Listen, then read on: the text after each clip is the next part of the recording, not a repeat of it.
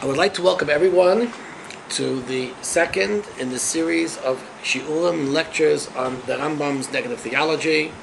Once again, we are covering one of the central issues in Jewish theology, or for that matter, in all of theology, known as the Negative Theology of Maimonides, which is located, from a literary point of view, in the chapters 50 through chapter 69 in the first section of the Rambam's Guide for the Perplexed.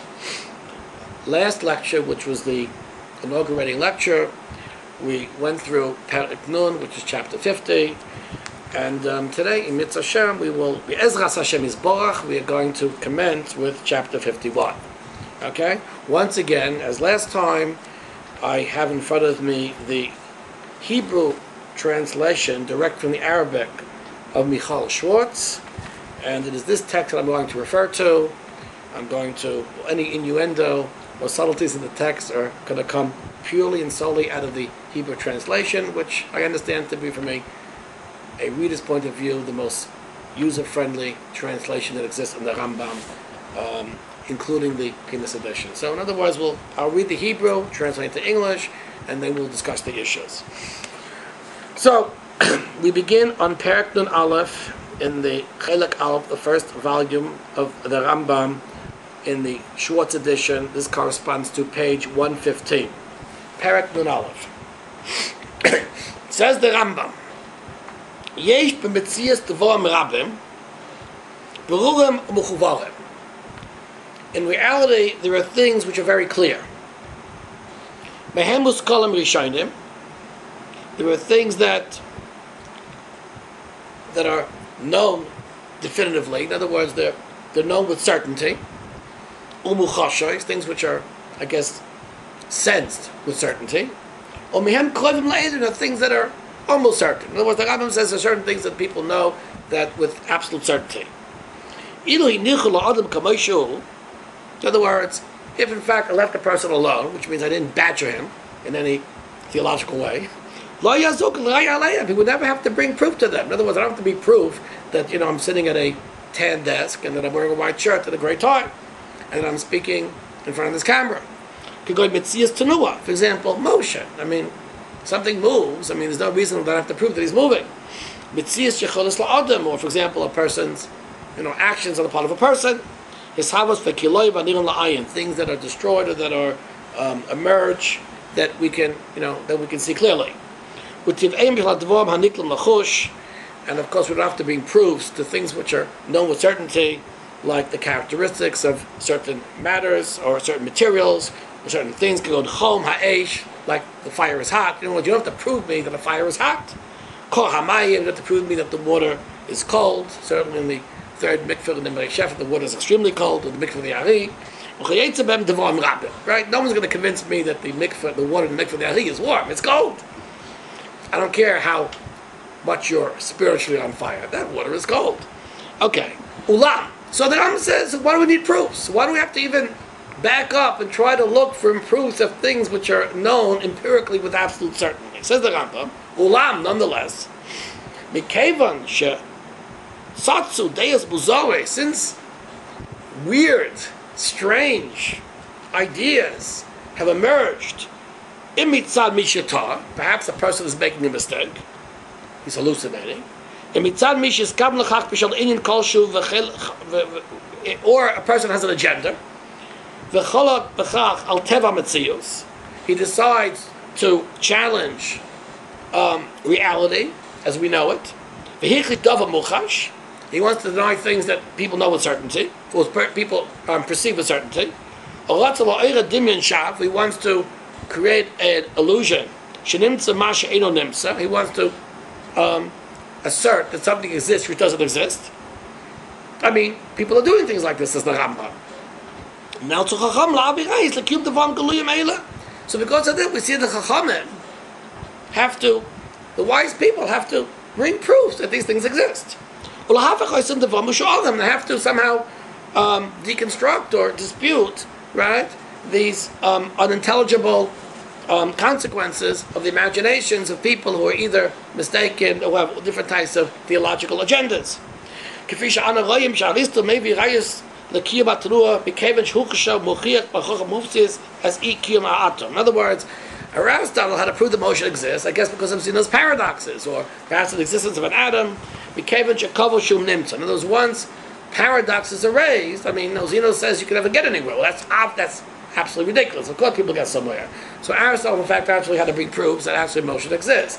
I think, though, with respect to Zeno and Aristotle, the final, what's called Makar Lapatius, was actually with the invention of the calculus. I think really that really nailed the, put the nail in the coffin on Zeno's paradox. It's amazing that Yeshiva Bachman still have a pshat in Zeno's paradox. You don't agree with that? Okay, anyway, but Aristotle refuted according to the Rambam too. Okay, fine. Okay, now, okay, says the Rambam. Now that we've made this introduction, so let's go on to theology. Right? Similarly, similarly, in the case of denying the attributes of God. I mean, the Rambam's going to say, it's obvious. God has no attributes. I don't have to speak about this. Except there are certain theologically demented people who claim that God has attributes. So for this reason, I'm going to have to enter into a discussion in which I'm going to refute the claims that God has attributes as we know them. It says the Rambam, right? It's obvious. It's something that's known certainty. It's the ABC of logic, of thinking. What is this?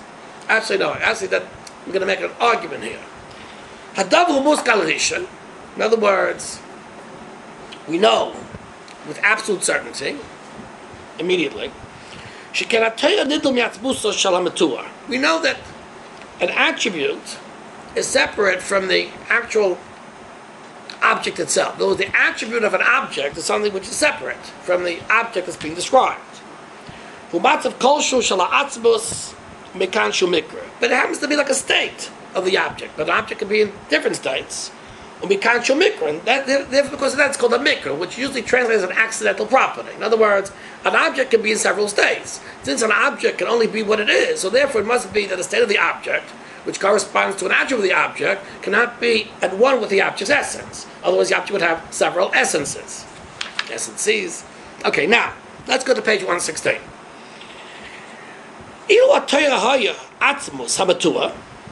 Right? Now, if in fact the attribute is the same as the essence of the object, atmos I'm going to call the essence. The Ding Zach, the Zach in itself, the thing in itself. The essence of the object, what the object is. In other words, if an attribute was at one with the essence of the object, so therefore it would just be he says chazara b'dibur bilvad, we just return in speech. I mean, it would be really something like a syllogism. In other words, it would be something which is just a definition or a syllogism. We'll see what it means. Ki'ilu amat, like you said, for example, says the Rambam, there's two ways of saying this. Of saying that the dibur is chayzer, the speech comes back, which means it's reflexive, which means it's not, it's just describing the object, and therefore the object is identical with itself with its description. Right? An identity. Ki'ilu amat, as if you said, ha'adam ha'adam, say a man is a man. P is P. Oh, hezbeh shel shem. Or it's, for example, a hezbeh would mean the definition of a name. Ki'ilu amat, like you said, ha'adam hu hachai ha'medaber. A person is a living, living animal. I shouldn't say a living animal that talks. That's Max of Darwin. We'll say that living thing which talks. Says the Rambam, the essence of who man is he's a living thing which talks.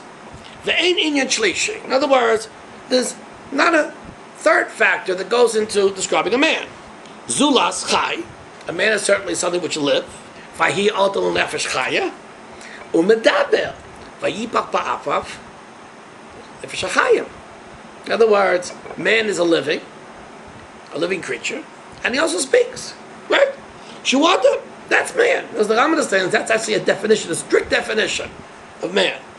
Shuamatua b'chayim v'dibur. This man is described, actually, according to the Rambam exactly, necessarily and sufficiently, with chayim, being a living creature, uvidibur, and with speech. But once again, this is only a definition. It doesn't add something outside the person. Ki'ilu amad. It's as if a person says, the thing which I call a person, that's the thing which is constituted of two things, namely michayim, being a living creature, umidibur, and having the ability to speak. So the Rambam says it's an identity. In other words, an attribute which is at one with the essence of an object is an identity. Either it's an absolute syllogism or a definition. That's Shitas Rambam. Okay, now let's go on further. So this is the Muskal Rishon. Muskal Rishon, the Rambam refers to it as an attribute is something separate from the essence, unless it's an absolute syllogism or a definition. Okay? Let's go further. The second paragraph on page 116. We're going to explain, dear audience, what all this means, but let's just proceed in the Rambam. As I say many times in the yeshiva, we'll read and translate, and after that we will fill in the hermeneutical space. Mikan Bora, from here it's clear. Ki Torah yochol liyos rak bishnei devarim. Once again, the Rambam goes back and says a Torah, an attribute, can be one of two things. Either it's the essence of that which is being described, in which case it's actually a definition. Now, says the Rambam, it could possibly be that we can also define God. In other words, when we use an attribute to denote the essence of an object, that object can be God too. We're not denying this respect to God. In other words, logically, it could possibly be that I can actually define God. I mean, ayin, the ontological proof. Ella b'bchina acheres, but kivish is bava. It might be that we might reject it for some other reasons, but in other words, it's true that God is no different than anything else. I could, say either God is God or God is the most perfect being. Right? We will get in Mitzvah Hashem to the ontological proof at one point in these lectures. How can we avoid it? Either that, says the Rambam, or the attribute is not identical with the object that's being described. It's something which is in addition to the object. It's nice if they add it to, but it's not identical with the object itself. So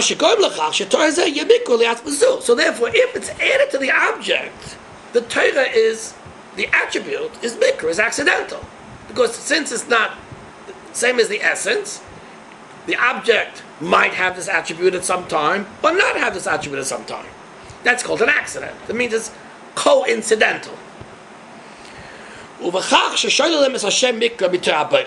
says the Rambam, right? For this reason, it follows this that we deny or reject the possibility of an accident, right, from an attribute of a Kadosh Baruch Hu. In other words, we can define God, what God's essence is, but we can't ascribe to God an attribute which is accidental.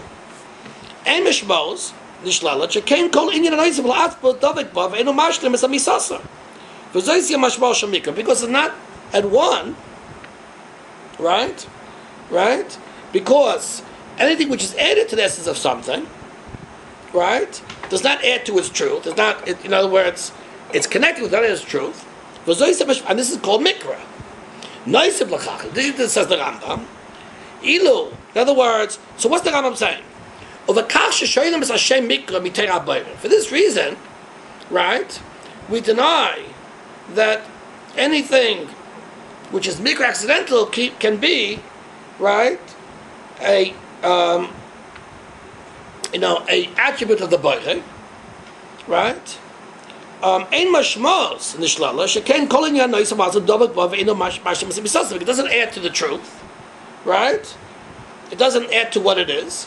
V'zoysim mashmos shemikra. Okay, now, so in other words, the attribute is not the same thing as God. It's something different. Noisim lakach said the Rambam. Ilu hayatem rabim. If in fact there were attributes, it could be, there will be things that are co-eternal with God too.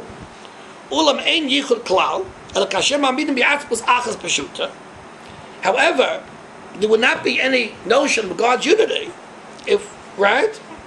Except if we believe that God is one thing, she'ein bo mukavos, that He's not composed of different things, v'lo ribo shel inyanim, and God does not involve any multiplicity.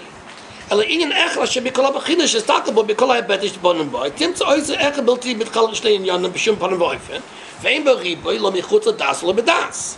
In other words, since God, by definition, is one, so it can't be that He's in two different states. In other words, either His essence, right? If you define His essence, that's one thing.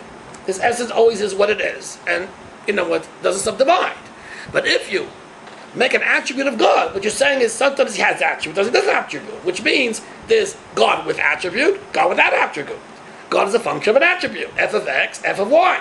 And therefore there's two gods, not one God. And this basically subverts the notion of God's unity. That's the Rambam says. Right? And so the Rambam says, now, how do we know God is one? Says the Rambam, right? As I'll explain this later on in the Sefer. Where does he explain this? He proves this in the first chapter of the second section of the Nevuchim. Therefore, after 26 preliminary presumptions, Gematria Yud Kei Vav Kei, including the eternity of the world, the Rambam proves God not only exists, but is one, absolutely one, cannot be subdivided. And so given that fact, that right, God cannot have an attribute. That's the Rambam's argument right now. And that says the Rambam is a muskal rishon. Okay? Okay, very good. So now, up to now, the Rambam says is a davar pashut, it's a simple thing, that in fact, we can define God. Perhaps. We can define God or identify it by a tautology or something which is a definition or his essence. But to ascribe an attribute to Him, since the attribute is separate from Him, we'd have to somehow photocopy Him or multiply Him in a way which violates His unity, which can be philosophically proven. That's the Rambam's position. Okay, now, so far, so good. It doesn't seem that there are any, what you would call, chidushim, novella in the section. But now we're going to come to the very important thing. It's very interesting, though, before we commence, is that the Rambam actually is, going, it's a little bit like philosophy of language here. In other words, the Rambam's approach here is not directly speaking about God's attributes, but speaking about generally what are, how do we describe, how are adjectives used in language? That's what the Rambam is speaking about. And the Rambam is developing an entire linguistic theory, which we'll actually see is going to actually develop a very sophisticated tool in a little while. Okay. Now, comes the Rambam, and we're on page 117 in the Schwartz edition, and the Rambam says the following thing. Anashim mikerav oiskim be'iyun, people who are engaged in iyun, I guess in philosophy, in thought, in reflection, higil dekach, reached the point, she'amu shetarav yis'ala ina matzvusai, they decide to say that God's attributes are not His essence, ve'enim davar michutz li'atzvusai, but are not things separate from His essence. Very interesting. That doesn't fit into the philosophy of language that the Rambam stated. The Rambam says either a definition is at one with the essence of an object, or it's separate from the essence of an object. It says the Rambam, there are certain people who have violated this muskal rishon. What the Rambam says, whoever understands language understands that an adjective or a proposition, right? X is P. Either P is a definition of X, or it's something other than X. It's not identical with X. But says the Rambam, there are some people who have created types of attributes which are, says the Rambam, not identical with the essence, but not separate from his essence. A no man's land, a no attribute land description of an object. Okay? Now, who's the Rambam referring to? So, in the footnotes, Professor Schwartz, speaks about the Arab philosophy, Al-Bakadlani, who died in the beginning of the 11th century, etc., from the Ashiraya, Shara. We'll speak about these a little bit later. It's not important right now. This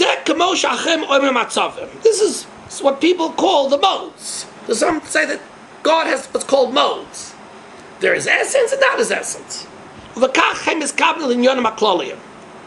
other words, by saying this, they're speaking about general, universals, namely, in other words, it's like a universal. What's a universal? A set of things. Like, does it exist or doesn't exist? You can say both of these things.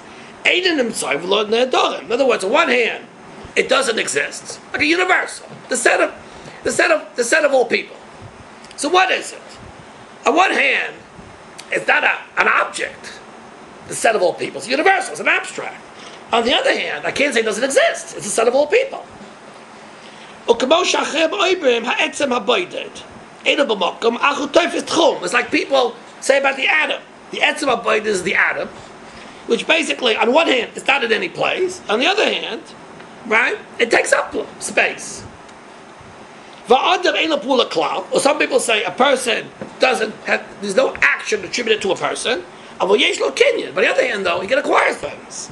In other words, basically, muddled concepts, contradictions in and of themselves. Says the Rambam, these are things which are just, I should call it hot air.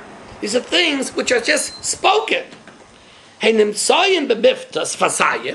can say these things by moving your lips. But they do not correspond to anything which has any logical existence. In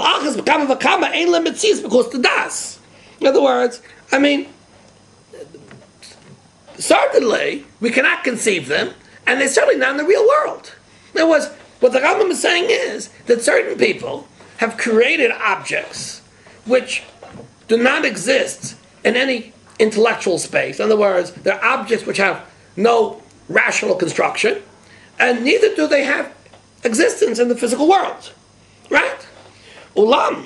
Okay, that's what the Rambam says. What's wrong with that? They don't exist. It's an absurdity. They're saying things which make no sense. I can't point to any object in the world which corresponds to them, and I can't point to any proposition which makes any sense, has any meaning, which corresponds to them too. To say an object is here and not here, to say something is essence, part of the essence, not part of the essence, and not separate from the essence. These are basically all different types of contradictions, paradoxes, which have no existence. It's nonsense. It's garble. It's miftas fasayim. It's garble. We say these things. We have no rational understanding of them, and we cannot point to them right within the physical world. That's chutz das b'das. In other words, they make no sense, and they don't exist.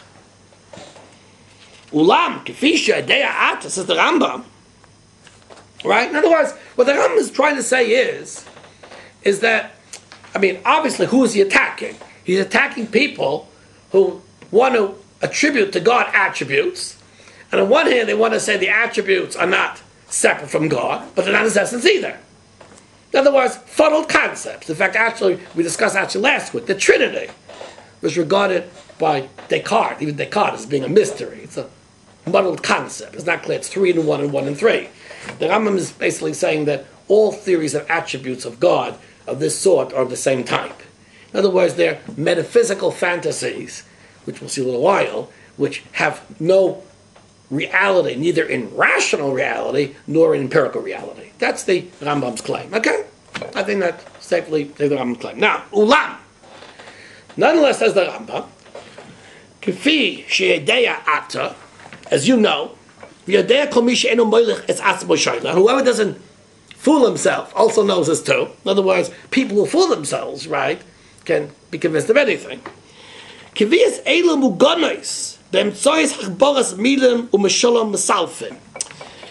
things are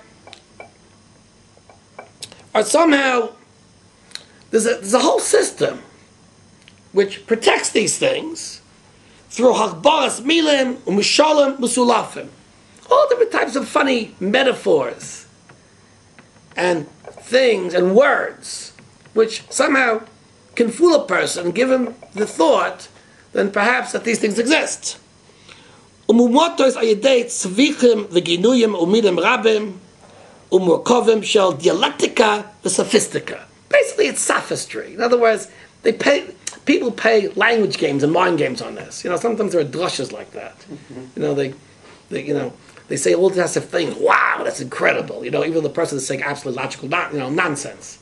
In other words, says the Rambam, there's all different types of ways that the mind can be fooled into believing that things exist, right, by virtue of the power of language and presence.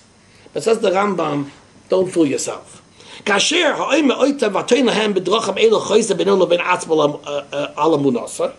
other words, if a person really examines these things, if you're a critical thinker, you'll find the confusion. You want to create something that doesn't exist. You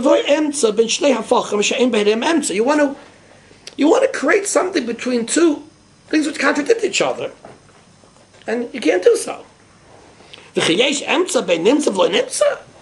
Is there something between existing and not existing, being and non-being? There's nothing that exists that doesn't exist.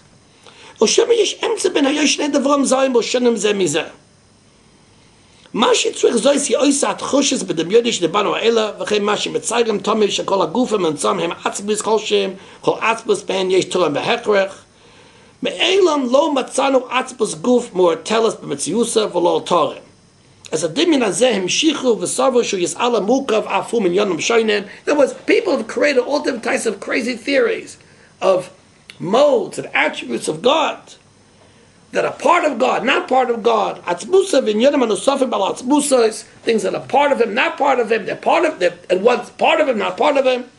Some people think God has attributes. You say, is it part of Him? No. Is it not part of Him? No. People have reached this terrible level.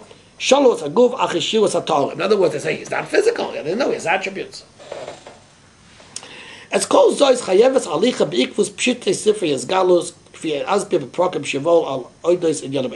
Rambam is going to continue speaking about this thing. Okay, now, what is the Rambam doing?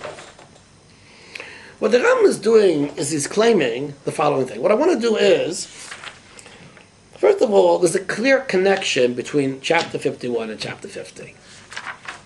In chapter 50, the Rambam began, this was the first lecture, the Rambam began and said that faith, what he called amunah, has to be a something that a person understands is certain.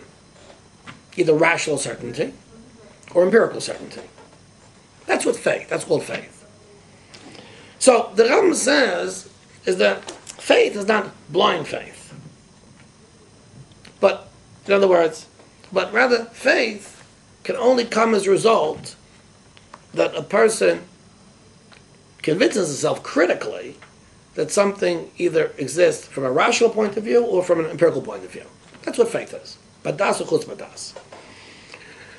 Says the Rambam, but there are certain people who feel that they can create illusions, usually by what he calls dialectics and sophistry, that basically violate all the laws of logic, but somehow by what you call by linguistic bullying, right? They can convince people of things which neither exist logically, nor do they exist correspond to any reality. Now, what's interesting is that Harry Austin Wolfson of Harvard, formerly of Voloshin, in an article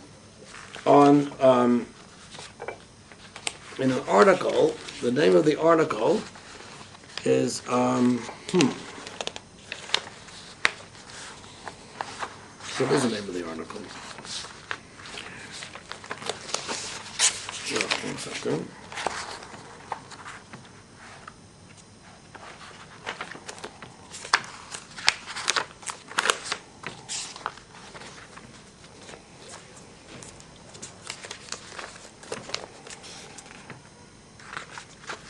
It's not a negative attributes. Okay, it's an article in the Rambam's attributes. Makes the following statement. Says Wolfson, what Maimonides therefore means to say is that belief is that which can be expressed by a logical proposition. Because what the Rambam's saying is that the Rambam's developing a theory of language, of an attribute. A belief has to fall into the categories of what's called logical propositions. Either it's an identity, or either it corresponds, right, or either it corresponds to a fact. Okay? Something other than the essence of the object. Since this is what is meant by belief, then every statement made about God which to express any of our beliefs about his nature, with a capital H, must of necessity constitute a logical proposition, the truth of which to be tested by its corresponding to the reality of the nature of God. In other words, when we make statements about God, we can't violate the logic, right, of propositions. Meaning that, in other words, the truth of a proposition has to be tested. Now he says it's corresponds to the reality of the nature of God. But I disagree, Professor Wolfson. That's not true. What the Rambam is really saying is that statements about God, right, have to correspond to, the truth value of propositions in general. In other words, either something is a syllogism or a definition, or something is a proper attribute, which is something other than the essence of an object. Right? And in other words, either it's a definition which describes what an object is, or it's an attribute of something which is clearly something other than the object. In other words, which means that it's an accidental property, which might or might not be true about the object, but it's only something other than the essence of the object itself. In other words, what the Rambam is saying is that we shouldn't delude ourselves that when we speak about God and we get into metaphysics, then we can already violate the rules of language, the truth values of language. In other words, we have to treat God like we treat any being, any object. Either we make a tautology, or we define him, or we describe him by an attribute. Of course, the Rambam says you can't describe God by an attribute, but only on the basis of the fact that, in other words, God is incorporeal. In other words, we cannot describe God by an attribute which is at once an essence of who God is. In other words, if we describe God by an attribute, then obviously the statement is false. By definition of who God is. God is, one, which has been proven philosophically. So therefore, the only way we can define God is either through tautology or through a definition of God. In other words, so what the Rambam is saying is that the logical truth value of a proposition includes statements that are made by God. People who are making statements by God and violating the truth value of propositions are basically making statements of nonsense. That's what the Rambam is saying. Now, what I want to do is, I want to take the Rambam a little bit in perspective. Okay? And in taking perspective, what I want to do is, I want to read from, I could have read from many things, but I'm going to read from Rebecca Goldstein's book on its incompleteness, The Proof and Paradox of Kurt Gödel, in which actually, beginning on page 77, she actually has discussion of what's called logical positivism. Okay? And we're going to speak about this. This is page 77. This book was given to me before I went to Russia, and I read it in Russia. And I remember that it's a very, very nice book, very clearly written. And it's a good summary of things, okay? Okay, it's, I think it's published by Atlas Books. And, what's the, what? Right, it's called Incompleteness, The Proof and Paradox of Kurt Gödel. Copyright 2005 by Rebecca Goldstein, etc. Okay? Now, says Rebecca Goldstein, this is page 77. Logical positivism, that was a movement in Vienna, most of whom were Jewish, by the way. I think the majority should count as being Jewish. Of course, right, in the tradition of the Rambam. We're going to see that the Rambam is actually offering to us actually a version of this concept here. Logical positivism is sometimes referred to as logical empiricism or radical empiricism. Traditional empiricism, exemplified by the views of the Scottish philosopher David Hume, who lived from 1711 to 1776, had sought to delineate the limits of knowledge. There were, on the one hand, the sort of questions that could be answered through a priori reasoning. These, according to Rambam, had no ontological import. They were merely conceptual truths that do not tell us anything about the way the world really is. They merely reflect abstract relationships between concepts. Hume called them relations of ideas. So the truth that bachelors are unmarried is analogous to the truth that ghosts are the disembodied spirits of the dead, and to the truth that fat-free ice cream has no fat. I guess in the Rambam that would correspond to Adam hu Adam, man is a man. Each is true regardless of whether its subject, bachelors or ghosts, or fat-free ice cream actually exists. Actually, in fact, that you could say that man is the talking creature could also be true too. I mean, it could possibly be that, we can wipe out the world, chas v'shalom, from all human beings, but it would be true that man is a creature who talks, or nasa adam b'tzalmenu k'museinu. God thought to make man before it was actually a man. So what is the definition of man? God made a creature who talks. So in other words, we could consider actually the first two, the Rambams, in other words, first two categories, meaning either a syllogism or a definition, as part of what Hume calls relations of ideas, more or less. On the other hand, there are propositions that reach out beyond the merely conceptual, purport to describe the nature of the world, to say what things exist and what are the properties of the relations between things. According to traditional empiricism, any propositions that bear on the nature of the world, Hume called them matters of fact and existence, can only be shown to be true or false through the use of empirical means.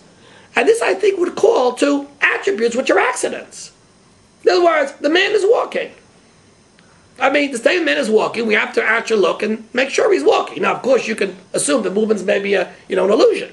But says the Rambam, if movement is not an illusion, so you can check it out by looking at reality. Some evidence or other is of the essence. The faculty of a priori reason can tell us how our concepts are related to one another, but cannot tell us what the world beyond our concepts is like. For that sort of knowledge, we require some sort of experiential contact with the world. So more or less, in other words, this fits into the two categories of the Rambam, right? Either, like the Rambam says, something is chalazara b'diba bilvat, it's a tautology in a certain sense, or definition. That's a priori concepts, relations of ideas, or some things are matters of facts of existence. They're attributes. An attribute is something. Something is not the essence of an object. So therefore, the statement that the object is X, right? You'd have to check it out in reality. That's more or less what the Rambam is saying. To use a favorite example, says the Rambam, right? Says Rivka Goldstein, consider the question of the existence of God. I'm bringing this for a reason, right? Defined as a transcendent being who stands outside space and time, severely limiting the possibilities for experiential contact, right? I mean, at least such experiences would have to occur in time. Many traditional empiricists had declared the existence of such a transempirical God inviolably unknowable, since the cognate means at our disposal are in principle inadequate for answering the question one way or the other. In other words, does God exist? Well, you have to check it out. You have to understand if God exists. I mean, you can't check it out. It's beyond us. Of course, there's always the ontological proof, but we're not speaking about that right now. This is before the ontological proof. Maybe not. So remote a God beyond our experience may exist, but we'll never know, because we can't check it out. The logical okay, now, so in other words, basically, what Hume is saying, but in other words, the fact is, they'll say that God can't be checked out in the world, and actually the Rambam would probably agree with that, to a certain extent. They didn't believe in the Kadosh Baruch Hu. The Rambam did. The Rambam felt that Kadosh Baruch Hu's existence can be proven logically. But in other words, I think that the Rambam, the Havdil, is taking actually the same position as you, meaning a statement has to have either a rational truth value or an empirical truth value, says the Rambam. In other words, when it comes to metaphysics, to God, we can't make statements about God that do not correspond to any, rational or empirical reality. Okay, now, let's go further. Now, this is empiricism in the classical sense. Now, what about logical positivism? The reason I'm reading this is because I want to actually get to Wittgenstein, okay? Because I think there's a very interesting parallel between Wittgenstein and the Rambam, Lahavdil Elef Havdolis. Now, let's go further. Page 78, second paragraph. The logical positivist turned the empiricist theory of knowledge into a theory of meaning. That's what I want, a theory of meaning. In other words, according to the latter, The empirical means that will be relevant to discovering whether a particular proposition is true also provide the very meaning of the proposition. The positive theory of meaning is therefore often called the verificationist criterion for meaningfulness, and it legislates that the boards of empirical knowability map the boards of meaningfulness. If one cannot, in principle, imagine any positive circumstances that would count as garbage for the proposition, then what one has is the mere semblance of a proposition, hollowed out at a meaning, what the positive dubbed a pseudo-proposition. In other words, the positive statement means only that which the statement says about reality that can be checked out by reality. If a statement doesn't correspond to reality, that has no meaning. Now, if you think about it, that's what the Rambam is saying too. The Rambam is saying people that make statements about God like they're making statements about nature. People make statements about God which amount to the same thing as making statements about the existence of atoms. Now, atoms obviously don't exist. They're worse than flying pink elephants. So, a statement about God, which is meaningless, is like a statement about nature, which is meaningless. In other words, the Rambam is actually taking this, this, what he calls this, what does he call this? This theory of meaning that verification is criterion for meaningless. The Rambam is actually, in a certain sense, applying this here too. Now, goes on, Rivka, yeah. So does God exist in meaningful statement? We'll say. The Rambam would say God exists only because I can prove it rationally. But in other words, but at this point right now, all we're saying is, the Rambam is saying is God is not an exception to this. In other words, God has to adhere to the meaning theory of propositions. That's the Rambam is saying. Now, he goes on and says like this: by declaring the limits of knowability one and the same with limits of meaningfulness, the positive took the problem, aspect of such a question, as existence of God, or moral values or abstract entities, up a notch. So that now the answerability of certain questions no longer takes the measure of our kind of inadequacies, but rather signals that the question ought never have been posed at all. In other words, what they're saying is that if I cannot verify something, it's a meaningless statement. Unknowability is regarded as a sign that a mistaken use of language has been made. If God is so defined that no ability can really be relevant to the question of existence, then that question is exposed as meaningless. Right? Right?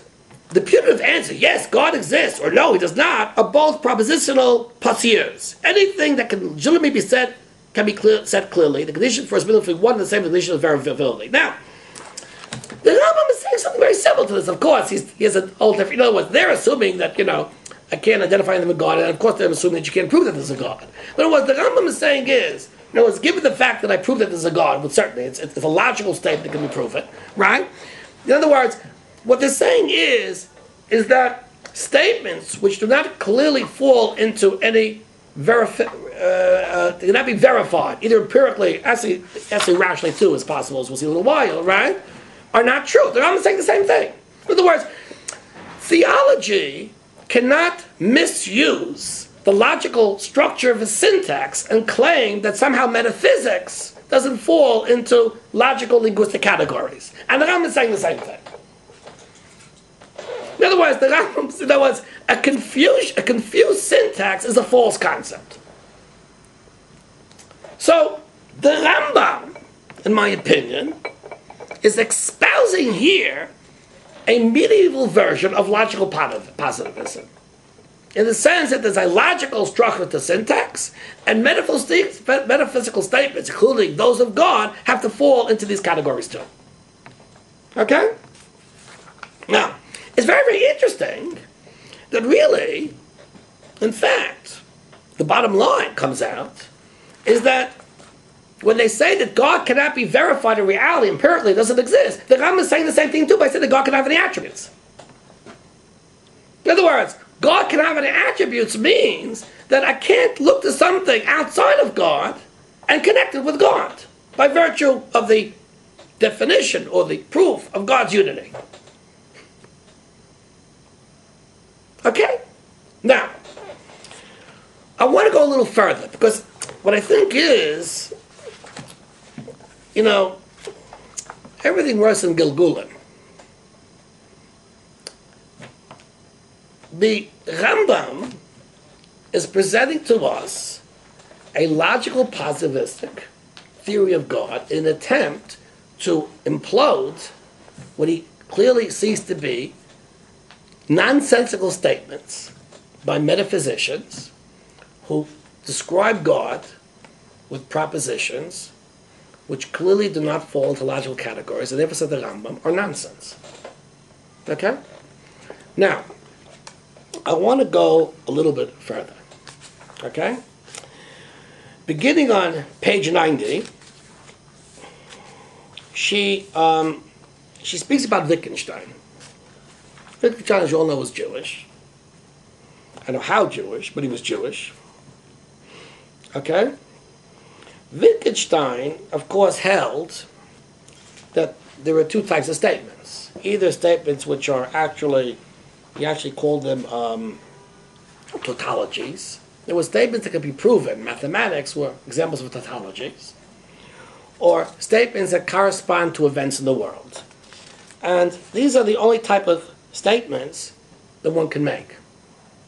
In other words, for a person to make statements other than that which corresponds to things in the world, or tautologies, every other statement is nonsense, and consequently, according to Wittgenstein, a lot of what philosophy speaks about, or theology speaks about, metaphysics, is total nonsense because it's a misuse of language. This is in Wittgenstein's first work, the Triebitz. Now, it's interesting that I want to go into there are actually certain statements from Wittgenstein which he quotes, which I think, in a certain sense, I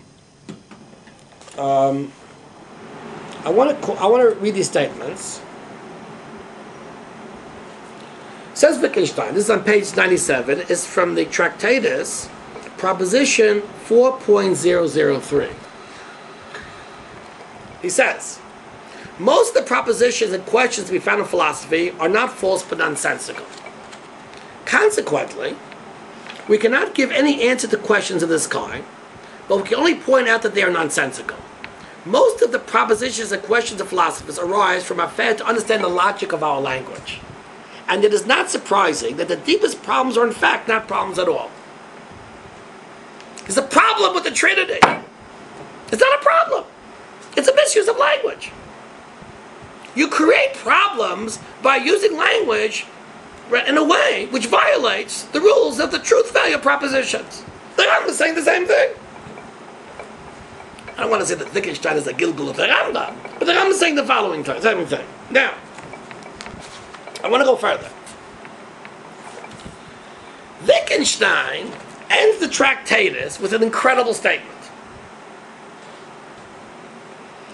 It's proposition 6.54. By the way, there's a very interesting discussion of this guy. This guy must have had a tremendous presence. Like he psyched everybody out, including Russell. He says, this is on page 103, proposition 6.54.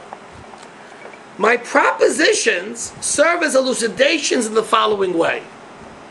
Anyone who understands me eventually recognizes them as nonsensical when he has used them as steps to climb up beyond them. He must, so to speak, throw away the ladder after you climbed up it. Meaning that all the philosophy was basically to climb up a ladder, then you throw up the ladder, and you throw away the ladder. Now, there's a quotation that I think at the beginning of the Tractatus, right? That speaks about of that which is not in the world, we must be silent. That's the end. That's the end. That's the very, very end. Of that we must be silent. I want to claim that's the negative theology of the Rambam. Wittgenstein is the final theology of the Rambam. The Rambam basically is saying is that, in other words, if I take sentences and propositions and I use them in non-logical ways and I violate the rules of logic, I can create things which don't exist, and then I can speak about metaphysical things. But if I use language properly, I'll come to realize that I really can't. I'll come to realize I can't really speak about HaKadosh Baruch Hu. I can't speak about God. He's beyond everything. He's beyond things. In other words, once I use propositions in a logical, meaningful manner, only that can bring me to a true understanding of God, who is truly unspeakable. And in fact, that's actually where the Rambam is heading. In other words, if I misuse language, if I violate the truth propositions of statements, I can create all different types of illusions and delusions, right? And I can speak about God. But if I use language in its proper syntactical way, then in fact only then can I come to a true understanding, a true appreciation of the negativity of God's description. In other words, of negative theology. God is indescribable, cannot be given attributes precisely because I'm using language in a meaningful, logical way. That seems to be the Rambam's basic point here. So we see clearly that what the Rambam is doing is he's following, I don't want to call it radical empiricism, but logical, positivist agenda in understanding language as a jumping off point for his attack on theologies which somehow want to create divine attributes, and the Rambam's accusing them of violating the rules and logical syntax of language, and by virtue of that, creating conceptions of God which violate what the Rambam understands to be God's ultimate unity and incorporeality. Okay, now, this, in fact, actually lays the basis for an incredible philosophical understanding of the Rambam. We see clearly that the Rambam was not only a medievalist. The Rambam actually, in my opinion, is in fact invoking concepts which actually reach very strongly into what are called to be philosophical novel, chidushim of the 20th century.